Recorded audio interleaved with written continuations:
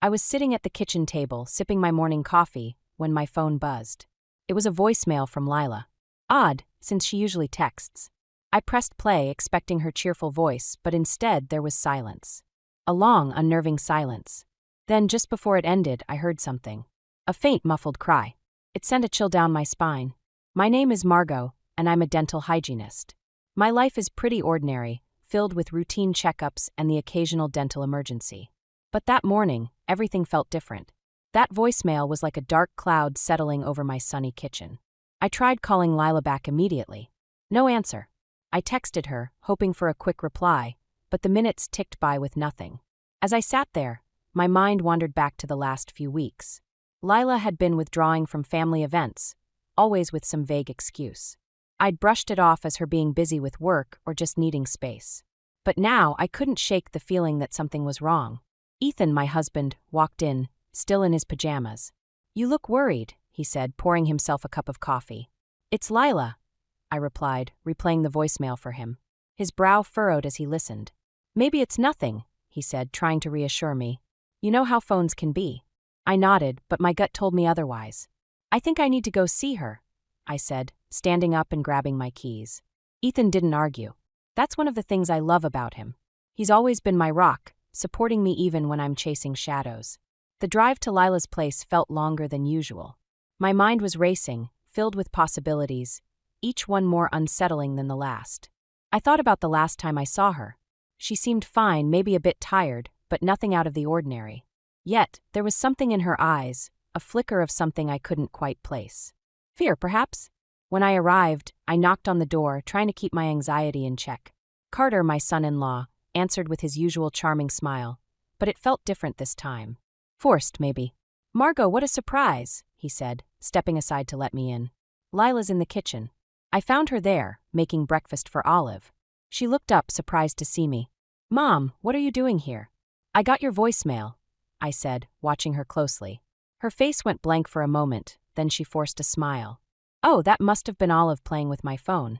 I wanted to believe her, but something in her voice didn't sit right. I watched as she turned back to the stove, her movements a bit too deliberate. Olive was sitting at the table, drawing. She looked up and gave me a big smile, completely oblivious to the tension in the room. Carter joined us, leaning against the counter. "Everything okay?" he asked, his eyes darting between Lila and me. "Just checking in," I said casually, though my heart was pounding. "We missed you at dinner last weekend." Lila shrugged, not meeting my gaze. "Work's been crazy." We made small talk, but the air felt thick with unspoken words. Lila seemed distracted, her eyes flicking to Carter whenever he spoke. I noticed the way she flinched slightly when he touched her shoulder. It was subtle, but it was there. As I left, I hugged Lila a little tighter than usual. "Call me if you need anything," I whispered, hoping she'd hear the deeper meaning. Driving home, I couldn't shake the feeling that something was terribly wrong. I thought about the voicemail, the silence, and that faint cry. It echoed in my mind, urging me to dig deeper. I knew I had to find out what was really going on, even if it meant uncovering something I wasn't ready to face. That night, as I lay in bed, the question lingered in my mind. What was Lila hiding, and how far was I willing to go to protect my daughter? The next day, I found myself back at Lila's doorstep. I hadn't planned on visiting again so soon, but I couldn't shake the feeling that something was bubbling beneath the surface. As I knocked, I rehearsed my lines in my head, trying to sound casual yet concerned. Lila opened the door, her eyes widening in surprise. "Mom, you're back already?" I shrugged, trying to play it cool. "Thought I'd drop by. Maybe take you and Olive out for lunch." She hesitated, glancing over her shoulder. "Carter's home today. Maybe another time." I could feel the tension in her voice, like a tightly wound coil ready to snap. "Just a quick bite," I insisted. "I miss spending time with my girls." Carter appeared behind her, his smile as polished as ever. "Margot, twice in 2 days? We're honored." I forced a smile, feeling the insincerity seep through his words. "What can I say? I love my family." Lila looked between us, her eyes flickering with something I couldn't quite read. Fear? Resignation? Whatever it was, it made my heart ache. "Actually," Carter said, wrapping an arm around Lila's shoulders, "we were just about to head out ourselves." "Where to?" I asked, trying to keep the conversation light. "Just errands," Lila replied quickly, her eyes avoiding mine. "Groceries and stuff." I nodded, though my instincts screamed that there was more to the story. All right, another time then. As I turned to leave, Olive bounded into the room, her little face lighting up when she saw me. "Grandma," she squealed, wrapping her arms around my legs. I knelt down to her level, ruffling her hair. "Hey, sweetheart. How about a playdate at my place soon?" Olive nodded enthusiastically, but Carter's voice cut in, smooth and controlling. "We'll see, Olive. Maybe next weekend." I kissed Olive's forehead, feeling the weight of Carter's gaze on me. "I'll hold you to it," I said, standing up. Walking back to my car, I couldn't shake the feeling that I'd just witnessed a carefully choreographed performance. Lila's evasiveness, Carter's charm. It all felt like part of a script designed to keep me at bay. Back home, I found Ethan in the garage, tinkering with his latest project. "How'd it go?" he asked, wiping his hands on a rag. "Strange," I replied, leaning against the workbench. Lila seemed off. And Carter, well, he's always too smooth for my liking. Ethan nodded, his expression thoughtful. "Maybe you should talk to Jonah. He might have noticed something too." I considered it. Jonah and Lila were close, always had been. If anyone could help me piece this puzzle together, it was him. Later that evening, I called Jonah. He picked up on the second ring, his voice warm and familiar. "Hey Mom, what's up? Just wanted to chat," I said, trying to sound casual. "Have you talked to Lila lately?" "Yeah, a few days ago," he replied. "Why?" I hesitated, choosing my words carefully. "She seems distant. Have you noticed anything?" There was a pause on the line, then Jonah sighed. "Actually, yeah. She mentioned feeling overwhelmed, like she couldn't catch a break." I could hear the concern in his voice, mirroring my own. "Did she say why?" "Not directly," Jonah admitted. "But she hinted at feeling trapped. I thought it was just work stress." A chill ran through me. Trapped. The word hung heavy in the air, echoing my own fears. "I think there's more to it," I said, my voice barely above a whisper. Jonah was silent for a moment, then he said, "What do you want to do?" I took a deep breath, feeling the weight of the decision. "I need to find out what's really going on. But I can't do it alone." "I'm with you, Mom," Jonah said, his voice steady and reassuring. "Whatever you need." Hanging up, I felt a sense of resolve wash over me. I wasn't alone in this. With Jonah by my side, I was determined to uncover the truth, no matter how deep or dark it might be. As I lay in bed that night, I replayed the day's events in my mind. Lila's hesitation, Carter's controlling presence, Olive's innocence caught in the middle. The pieces were all there, scattered and incomplete. But I was ready to put them together, one way or another. I closed my eyes, the question that had haunted me since that voicemail still lingering. What was Carter hiding? And how far would I go to protect my daughter and granddaughter? The following weekend, Jonah and Mia invited us over for dinner. It was a welcome distraction from the gnawing worry that had taken root in my mind. As we sat around their dining table, the warmth of family camaraderie filled the room. But underneath, I felt a simmering tension, like a pot on the verge of boiling over. "How's Lila been?" Jonah asked casually, passing me the salad bowl. I hesitated, glancing at Ethan, who nodded slightly, encouraging me to speak. "She's been distant," I admitted, my voice low. "There's something going on, and I'm worried." Mia, ever the perceptive one, leaned forward. "Do you think it's Carter?" I nodded, feeling the weight of unspoken fears pressing down on me. "There's something off about him. I can't put my finger on it, but Lila's not herself." Jonah exchanged a glance with Mia, then turned back to me. "I've been thinking the same. Lila's always been strong, but lately she seems subdued." Ethan cleared his throat, breaking the tension. "We need to find out what's really happening. Maybe talk to Lila again, but carefully." Just then, the doorbell rang, interrupting our conversation. Jonah got up to answer it, and a moment later, he returned with an unexpected guest, Carter. "Hope I'm not interrupting," Carter said, his smile wide and disarming. "Lila mentioned you were having dinner, and I thought I'd swing by." My heart sank. His presence felt like a shadow cast over the evening. "Of course," I said, forcing a smile. "You're always welcome." Carter took a seat, his eyes scanning the room, as if assessing the dynamics. "Lila's at home with Olive. She sends her love."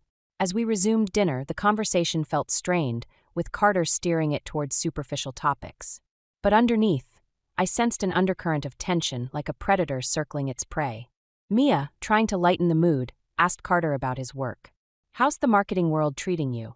He launched into a rehearsed spiel about his latest project, his words smooth and practiced. But I noticed how he avoided eye contact, his gaze flickering nervously around the room. Jonah, ever the teacher, shifted the conversation back to family. You know, Olive's been doing great in school. She's such a bright kid. Carter's smile faltered, just for a moment. Yeah, she's a smart one, he said, his voice lacking the usual warmth. As the evening wore on, I watched Carter closely, noting the subtle cracks in his facade. The way his fingers tapped restlessly on the table, the slight edge in his voice when he spoke about Lila. It was all there, hidden beneath layers of charm. After dinner, as we gathered in the living room, Carter excused himself to take a call. As soon as he was out of earshot, Jonah turned to me. Did you see that? I nodded, my heart pounding. He's hiding something. I can feel it. Mia looked concerned. What do we do? I took a deep breath, feeling the weight of the decision. We need to dig deeper. Find out what he's really up to. Just then, Carter returned, his expression unreadable. Sorry about that, he said, slipping his phone into his pocket. Work never stops, does it? We all forced smiles, the tension palpable. As the evening drew to a close, Carter said his goodbyes, his charm back in place. But as he left, I caught a fleeting look in his eyes, one that sent a shiver down my spine. It was a look of control, of someone who knew they held the upper hand. Driving home, I replayed the evening in my mind, the pieces of the puzzle slowly coming together. Carter's unexpected visit, his restless demeanor, the way he seemed to monitor us. It all pointed to something deeper, something darker. I glanced at Ethan, who was staring out the window, lost in thought. We need to act, I said, breaking the silence. Before it's too late. Ethan nodded, his expression grim. We'll figure it out, Margot. Together. As we pulled into the driveway, I felt a renewed sense of determination. I didn't know what Carter was hiding, but I was more resolved than ever to protect my family. No matter what it took, I would uncover the truth and bring my daughter back from the shadows. The next morning, I sat at the kitchen table, staring at the untouched cup of coffee in front of me. It was one of those rare moments when the house was silent, and I could almost hear my own thoughts weaving a tangled web of worry and determination. I knew I had to confront Lila, but the fear of pushing her away gnawed at me. Ethan walked in, sensing my unease. You look like you've been up all night, he said, taking a seat across from me. I have, I admitted, running a hand through my hair. I keep thinking about Lila. I need to talk to her, but I'm scared I'll make things worse. He reached across the table, his hand warm and reassuring. You won't. She needs to know we're here for her, no matter what. His words gave me a sliver of courage. I nodded, knowing he was right. I had to act, even if it meant risking everything. Later that day, I found myself outside Lila's house again, my heart pounding in my chest. I knocked, trying to steady my breathing. When Lila opened the door, her eyes widened with surprise. Mom, what are you doing here? She asked, her voice a mix of curiosity and apprehension. I need to talk to you, I said, my voice steady despite the turmoil inside. Can we go for a walk? She hesitated, glancing back into the house. Carter's out, she said finally, stepping outside and closing the door behind her. As we walked down the street, I chose my words carefully. Lila, I've noticed you've been distant. And I know something's wrong. She looked straight ahead, her face a mask of composure. I'm just busy, Mom. You know how it is. I stopped walking, turning to face her. Lila, I got a voicemail from you. It was just silence and a cry. I'm worried. Her facade cracked, just for a moment, and I saw a flicker of fear in her eyes. That must have been a mistake, she said, her voice barely above a whisper. Lila, you can tell me anything, I urged, my heart aching for her. She sighed, looking down at her feet. It's complicated, Mom. Carter, he just gets stressed sometimes. I felt a surge of anger, not at her, but at the situation that made her feel trapped. Lila, this isn't just stress. I'm here to help you, but you have to let me. She bit her lip, her eyes glistening with unshed tears. I don't know what to do, she confessed, her voice breaking. I reached out, pulling her into a hug. We'll figure it out together, I promised, feeling her tremble in my arms. As we stood there, I realized the depth of her fear, and it only fueled my resolve. I had to protect her, no matter the cost. That evening, back at home, I shared the conversation with Ethan. She's scared, Ethan. Really scared. He nodded, his expression grim. We need to find something concrete, something that can help her. Just then, my phone buzzed with a text from Jonah. Found something. Can we meet? Ethan and I exchanged a look, our hearts in sync with the urgency of the situation. We drove to Jonah's place, where he greeted us with a folder in hand. I did some digging, Jonah said, his voice low. Carter's got a history. Financial troubles, shady business deals. It's all here. I flipped through the papers, each revelation like a punch to the gut. Why didn't we see this before? I asked, feeling a mix of anger and guilt. He's good at hiding it, Jonah replied. But this gives us leverage. We can use it to help Lila. Ethan nodded, his jaw set with determination. We need to show this to Lila. She needs to know she has options. As we sat there, the weight of our discovery hung heavy in the air. It was a turning point, a chance to shift the power dynamic and give Lila the courage to break free. But just as we were making plans, Jonah's phone buzzed. He glanced at it, his face paling. "It's Lila," he said, his voice urgent. "She's asking for help. Now." The room went still, the gravity of the situation sinking in. We had to act, and fast. The stakes had never been higher, and the time for waiting was over. As we rushed to her aid, I felt a fierce protectiveness surge within me. This was my family, and I would do whatever it took to keep them safe. The road ahead was uncertain, but I knew we had to face it together, armed with the truth and the unbreakable bond of family. As we sped towards Lila's house, the air was thick with urgency. Jonah drove, his knuckles white on the steering wheel, while Ethan sat beside him, silent but alert. I was in the back seat, clutching my phone, waiting for any updates from Lila. The message had been brief, just enough to convey the desperation in her voice. "Help. Now." When we arrived, the front door was ajar, swinging slightly in the breeze. My heart pounded as I pushed it open, calling out for Lila. The house was eerily quiet, each step echoing in the silence. "Lila," I called, my voice trembling. There was a faint sound from upstairs, a muffled sob. I rushed up the stairs, Jonah and Ethan close behind. We found Lila in Olive's room, holding her daughter close. Olive was crying, her small frame shaking with fear. "Lila, what happened?" I asked, kneeling beside them. She looked up, her face streaked with tears. "Carter. He just snapped. I told him I needed space, and he lost it." Ethan crouched down, his voice calm but firm. "Where is he now?" Lila shook her head. "He stormed out. I don't know where he went." I pulled her into a hug, feeling the weight of her fear. "You're safe now," I whispered, though the words felt hollow. The threat of Carter still loomed large. Jonah looked around, his expression tense. "We need to get you both out of here, just in case he comes back." Lila nodded, her resolve hardening. "I can't stay here. Not anymore." As we gathered their things, I felt a mix of relief and dread. We were taking action, but the path ahead was fraught with uncertainty. I glanced at Olive, who clung to Lila, her eyes wide and scared. I wanted to promise her everything would be okay, but the truth was, I didn't know what lay ahead. Back at our house, we settled Lila and Olive in the guest room. The familiar surroundings offered a small comfort, but the tension lingered in the air.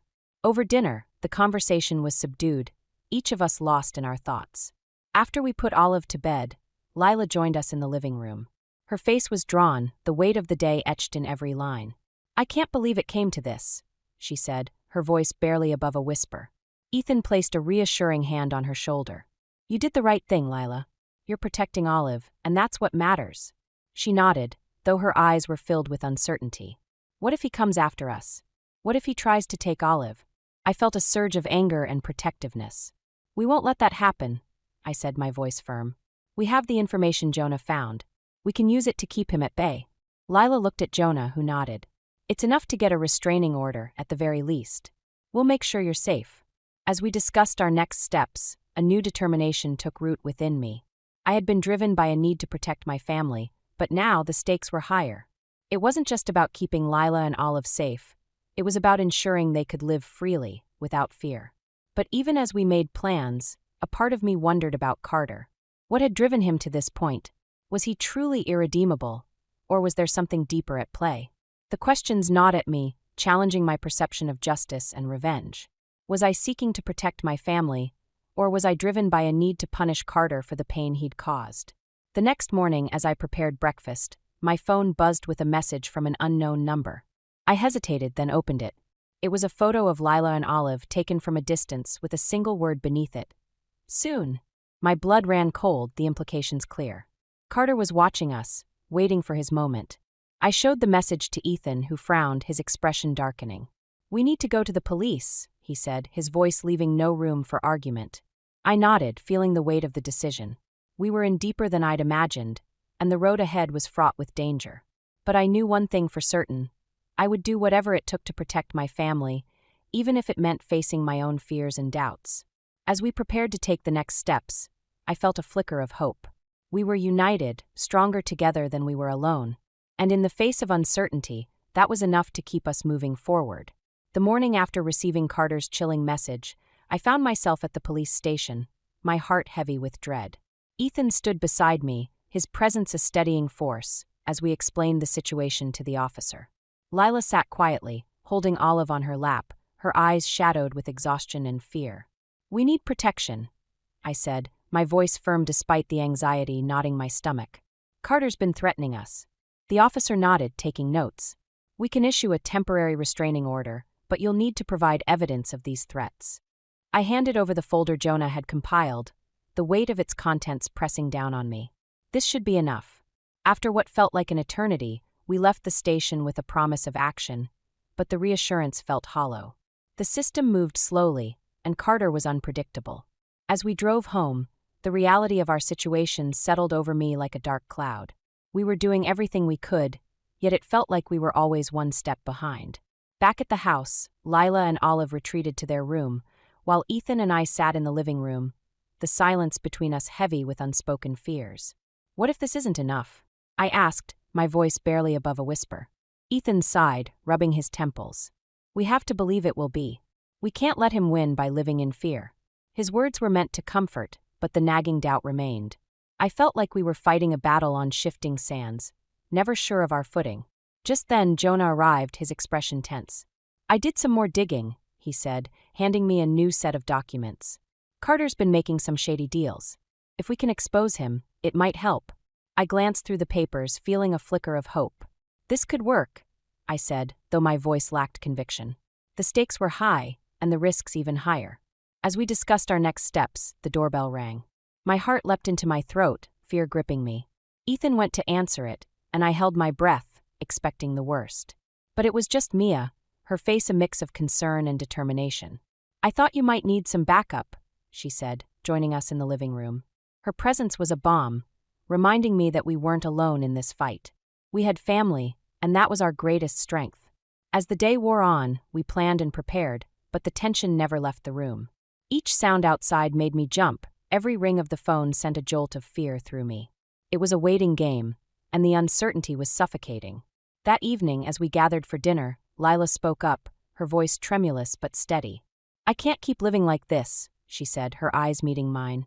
"I need to take control." I reached across the table, squeezing her hand. "We're with you, whatever you decide." She nodded, drawing strength from our support. "I want to confront him. I need to tell him it's over." The thought of facing Carter made my blood run cold, but I understood Lila's need for closure. It was a risk, but one she was willing to take. As we solidified our plan, a sense of resolve settled over us. We were taking back control, refusing to be victims any longer. But even as we prepared, a part of me feared the unknown. Carter was unpredictable, and I couldn't shake the feeling that he had one last card to play. The next day, as we set out to meet Carter, my heart was a storm of emotions. Fear, anger, determination. They all swirled within me, pushing me forward even as doubt whispered at the edges of my mind. We arrived at a neutral location, a small cafe where Lila had arranged to meet Carter. I watched from a distance, my heart in my throat as she approached him. Ethan and Jonah flanked me, ready to step in if needed. As Lila spoke to Carter, I saw the tension in her posture, the way she squared her shoulders against his presence. Their conversation was too far away to hear, but I could see the anger in Carter's eyes, the way his hands clenched into fists. Suddenly, Carter's demeanor shifted, his expression turning cold and calculating. He said something, and Lila's face went pale. She turned to us, her eyes wide with fear. "He's threatening to take Olive," she said, her voice shaking as she reached us. The words hit me like a punch to the gut, the final twist in a nightmare that seemed never-ending. We had pushed Carter into a corner, and now he was lashing out with everything he had. As we regrouped, the enormity of the situation crashed over me. We were fighting for Lila's freedom, for Olive's future, and the path ahead was more uncertain than ever. But in that moment, surrounded by my family, I felt a fierce determination rise within me. We would not be defeated. We would stand together, no matter what came next. The air was thick with tension as we approached Carter's house, the setting sun casting long shadows across the driveway. This was it, the moment we had been building towards, the confrontation that would determine our future. I felt a mix of fear and determination coursing through me, each step forward a battle against the instinct to turn and run. Ethan, Jonah, and I moved as one, a united front. Lila was with us, her resolve steely despite the tremor in her hands. Olive was safely with Mia, away from the chaos that was about to unfold. We knocked on the door, and it swung open to reveal Carter, his expression a mask of surprise quickly replaced by a smirk. "Well, this is unexpected," he said, leaning against the doorframe with feigned nonchalance. "We need to talk," Lila said, her voice steady. Carter's eyes flicked to me, then back to Lila. "Is this some kind of intervention?" "You could say that," Jonah replied, his voice calm but firm. "We know what you've been doing, Carter." Carter's smirk faltered, a flicker of uncertainty crossing his face. "I have no idea what you're talking about." Lila stepped forward, her gaze unwavering. "It's over, Carter. I'm done living in fear." For a moment, Carter said nothing, his eyes narrowing as he assessed the situation. Then, with a sudden burst of anger, he slammed the door shut, locking us out. I felt a surge of panic, but Ethan was already moving, pounding on the door. "Carter, open up. We just want to talk." There was a tense silence, and then the door opened again, Carter's demeanor cold and calculating. "Fine. Let's talk." We entered the house, the familiar surroundings now tinged with a sense of foreboding. Carter led us to the living room, where we all stood, the air crackling with tension.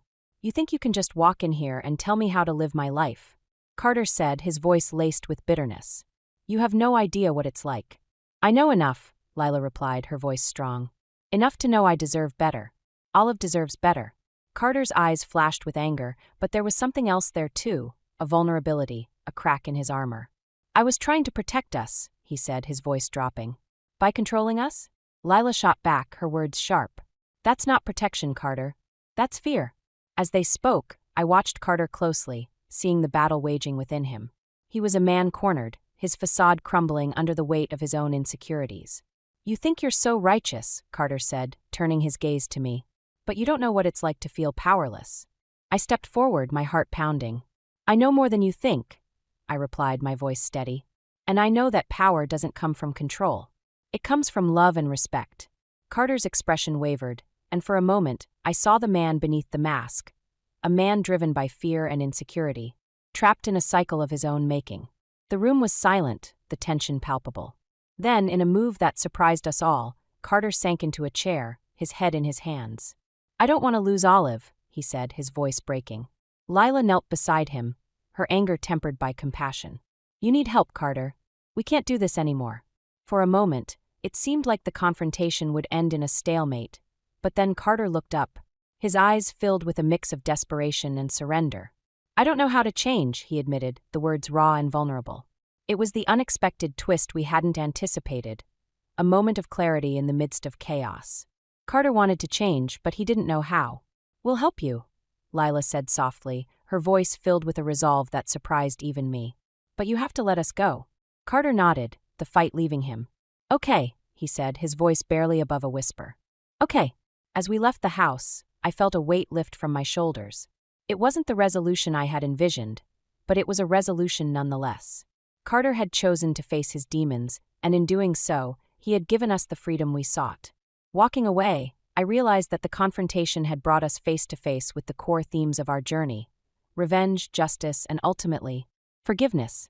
It wasn't about defeating Carter. It was about finding a path to healing for all of us. As we drove home, the sun dipped below the horizon, casting the world in a gentle twilight. It felt like a new beginning, a chance to rebuild and move forward, stronger and more united than ever before. The house felt different now, filled with the comforting sounds of family. Lila and Olive had moved in with us, and the change was palpable. It was as if the walls themselves had relaxed, shedding the tension that had gripped us for so long. I watched as Lila sat at the dining table, her focus on a new graphic design project. Her face was serene, a quiet confidence replacing the shadows that had haunted her. Olive played nearby, her laughter a sweet melody that filled the room. It was a reminder of what we had fought for: a life free from fear, a future filled with hope. I felt a deep sense of peace, knowing we had reached a turning point. Ethan joined me in the kitchen, wrapping an arm around my shoulders. "They look happy," he said, nodding towards Lila and Olive. "They do," I replied, leaning into him. "It's a new beginning." As we prepared dinner, Jonah and Mia arrived, their presence adding to the warmth of the evening. We gathered around the table, the conversation light and filled with laughter. It was a stark contrast to the tension that had once defined our lives. After dinner, Lila stood up, holding a small stack of papers. "I have something to share," she said, her voice steady and filled with emotion. We watched as she unveiled her latest design, a vibrant piece that captured the essence of freedom and resilience. It was a testament to her journey, a symbol of her newfound independence. "It's beautiful," Jonas said, admiration in his voice. Lila smiled, her eyes bright with gratitude. "It's a reflection of everything I've learned. About strength, about family." We applauded, the room filled with a sense of accomplishment and unity. It was a moment of closure, a reminder of how far we had come. Later, as the evening wound down, Lila handed me an envelope. "This came for you," she said, her tone thoughtful. I opened it, finding a letter from Carter. His words were unexpected, a heartfelt apology, an acknowledgement of his faults, and a plea for forgiveness. It was a twist I hadn't anticipated, a reminder that redemption was possible, even for him. I read the letter aloud, the room silent as we absorbed its contents. Carter's words were sincere, filled with a vulnerability that hinted at change. "What do you think?" Ethan asked, his voice gentle. "I think it's a start," I replied, folding the letter. "But forgiveness is a journey, not a destination." Lila nodded, understanding the complexity of the situation. "I hope he finds peace," she said softly, her eyes meeting mine. As we sat together, I reflected on our journey. We had faced challenges that tested us, pushed us to our limits. But through it all, we had emerged stronger, more united than ever before. The themes of revenge and justice had woven through our story, shaping our actions and decisions. But in the end, it was love and forgiveness that had guided us towards healing. As the night drew to a close, I felt a sense of closure, yet a lingering question remained. Could Carter truly change? Would he find the redemption he sought? It was a question that hung in the air, a reminder that life was filled with uncertainties. But as I looked around at my family, I knew we would face whatever came next together. Our journey was far from over, but we were ready for whatever lay ahead. In that moment, I realized that the true strength of our family lay not in our ability to avoid conflict, but in our capacity to overcome it. We had been tested, and we had prevailed, bound by love and resilience. As I turned out the lights and headed to bed, I felt a deep sense of gratitude. We had found our new dawn, and it was brighter than I had ever imagined.